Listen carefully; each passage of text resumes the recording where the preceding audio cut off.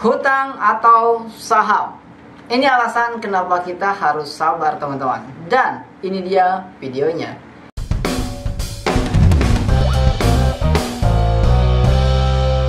Baik, selamat datang kembali bersama saya Andri Budiman di Koin Inspirasi Digital. Ini kamera kayaknya agak miring nih ya.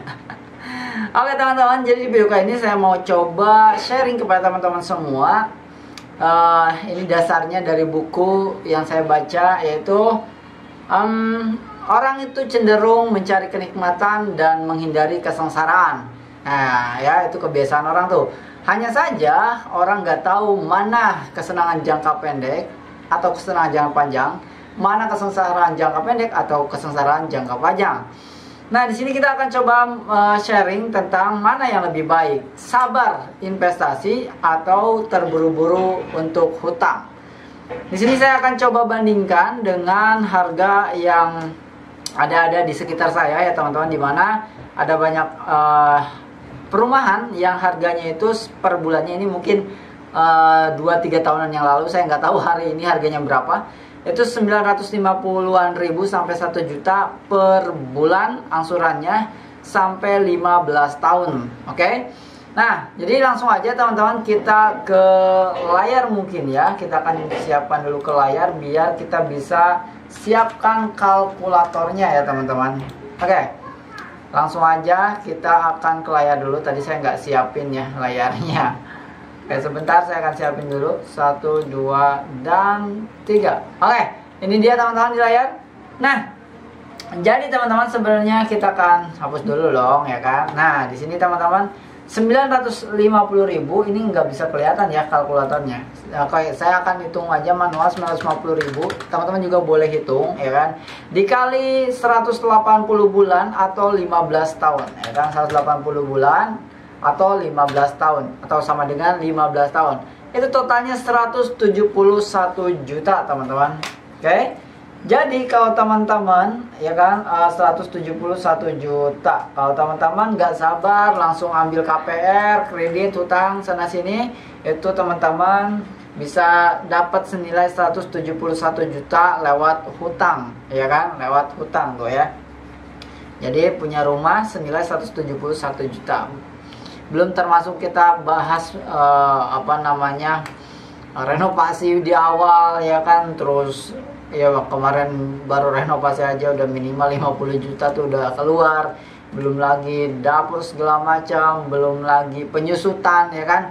Wah, itu kalau dihitung-hitung biayanya lebih jauh daripada itu. Tapi anggap aja ini kita langsung 171 juta teman-teman. Nah, seandainya uang yang 950.000 tadi kita investasikan di saham dengan jangka waktu yang sama 180 bulan atau sama dengan 15 tahun, kalau 50 tahun 15 tahun dengan perkiraan profit per tahunnya 25% ya teman-teman, silakan cari aja. Saya juga kemarin baru saja dapat 20% nih di sini ya kan, dan beberapa yang lalu juga saya sempat tunjukkan ke teman-teman semua 90% lebih ya kan. Nah, oke, jadi untuk 25% itu tidak mustahil ya teman-teman, atau bisa dibilang nggak sulit-sulit banget gitu ya. Oke, langsung aja kita hitung di sini ya teman-teman. So, nah kalau teman-teman nabung 950.000 per bulan ya kan selama 180 bulan atau 15 tahun dengan potensi penghasilan 25% per tahun capital gainnya, maka di 15 tahun yang akan datang teman-teman punya tabungan sebesar 1,8 miliar ya teman-teman. Itu jauhnya beda jauh sekali ya. Jadi kalau teman-teman sabar 15 tahun untuk nabung di tempat yang tepat ya kan, entah itu di investasi saham, entah itu di emas ya, dengan potensi penghasilan per tahunnya profit capital gain per tahunnya itu bisa sampai 14%. Bisa juga di deposito yang 8% ya, yang di online. Kalau yang di bank biasa konvensional itu 3,5%. Macam-macam, ada banyak instrumen investasi. Cuman karena di konten ini kita bahas saham, jadi ya udah kita coba bandingkan mana yang lebih baik. Apakah kita langsung ambil KPR atau langsung kita nabung di saham dan menunggu 15 tahun dan kita punya 1,8 miliar ya teman-teman.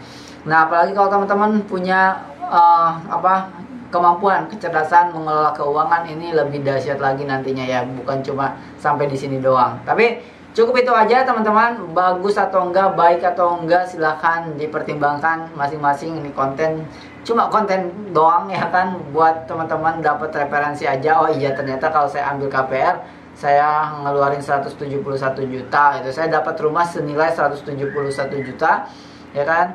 Kalau saya tabungin, saya sabar, di 15 tahun yang akan datang saya bisa dapat 1,8 miliar.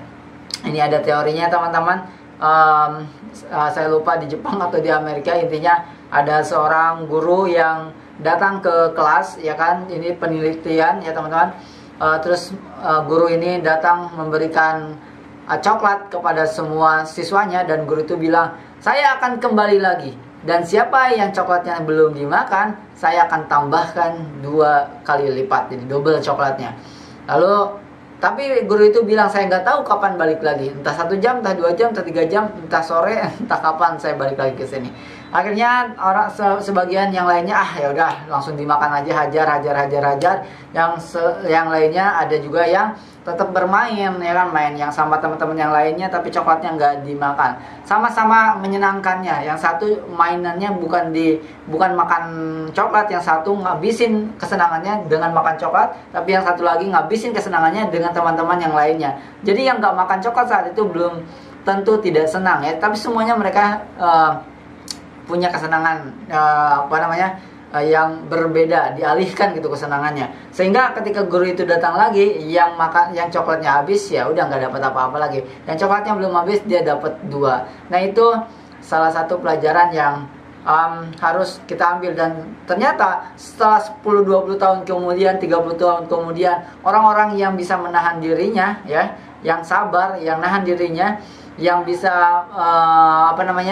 menghindari kesenangan jangka pendek dan mencari kesenangan jangka panjang gitu ya. Jadi kesengsaraan jangka pendek belum tentu sengsara padahal.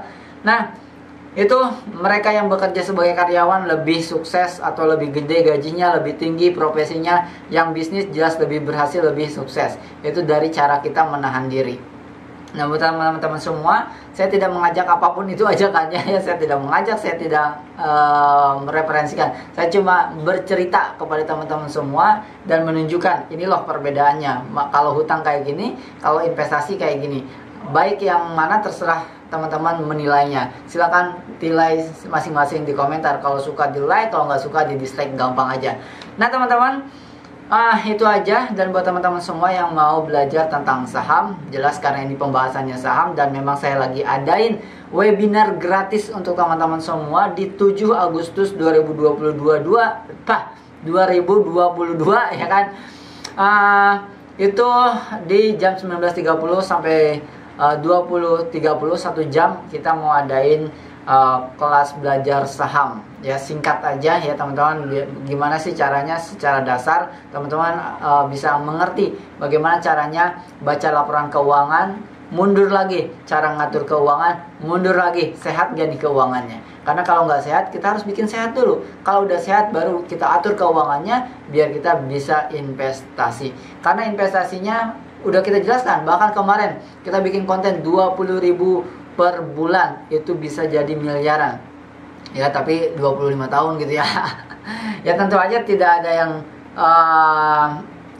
tidak ada yang cepat kecuali menyesatkan gitu, kata siapa itu saya lupa, ada kata-kata kayak gitu. Jadi ya tentu saja harus sabar, lama gitu prosesnya. Tapi tetap yang kerja, yang usaha ya usaha, tapi nyimpen uangnya di tempat yang tepat gitu ya teman-teman. Oke, itu aja teman-teman, sampai ketemu lagi di next video.